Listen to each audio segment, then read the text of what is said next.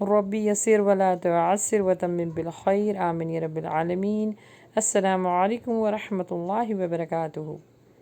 آج انشاءاللہ ہم حروف کی صفات سیکھ رہے ہیں 3D فارم میں۔ جیسے کہ آپ نے میری اگر پیچھے جو مخارج کی ویڈیوز ہیں وہ دیکھی ہوں گی تو انشاءاللہ آپ کو یہ والے لیسن بہت آسان لگیں گے۔ اس میں ہم آپ کو انشاءاللہ بتائیں گے کہ 3D فارم میں کہ جو حروف ہے اس کا مخرج کیا ہے اور اس کی صفت کیسی ہے، کس طرح پڑھیں گے اور اس کو کس طرح ادا کیا جائے گا۔ تو بہت غور سے سنیے گا اور کوشش کیجیے گا کہ اس کو میرے ساتھ ساتھ ریپیٹ کریں۔ سب سے پہلے ہمارے پاس حروف الف۔ الف پر جب حرکت زیر زبر پیش آ جائے اور وہ بھی جزم یا سکون کے ساتھ اگر الف آ جائے تو اس کو جھٹکا دے کے پڑھیں گے۔ اگر الف پر زیر زبر پیش آ جائے تو وہ حمزہ پڑھا جائے گا اور حمزہ کا مخرج ہے اقصی الحلق یعنی bottom of your throat۔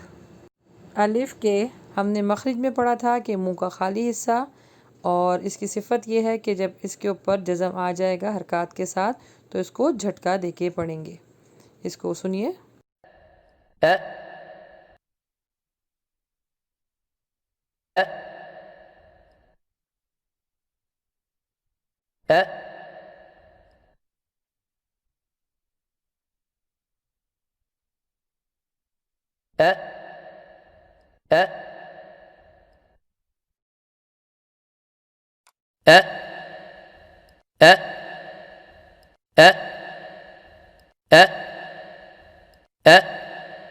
اب حمزہ کو ہم پڑھیں گے زیر زبر پیش یعنی کسرہ، دمہ اور فتح کے ساتھ۔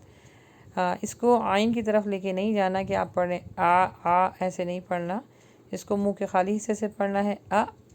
ای او، ای او۔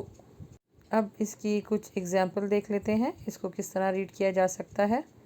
سب سے پہلے ہے بسم اللہ الرحمن الرحیم، یا منو، یا منو، یا منو۔ اس کے بعد ہے یشا، یشا، یشا، جھٹکا محسوس ہو رہا ہوگا آپ کو، یشا، یشا۔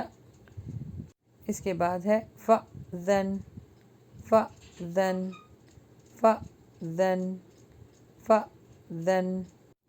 لاسٹ ہمارے پاس ہے نَأْتِی، نَأْتِی۔ اس کی خوب اچھی سی پریکٹس کیجیے گا اور اس کو کوشش کیجیے گا کہ جس طرح بتایا گیا ہے اسی طرح اس کی صفات اور اس کے مخرج کو یاد کیجیے گا۔ السلام علیکم ورحمۃ اللہ وبرکاتہ۔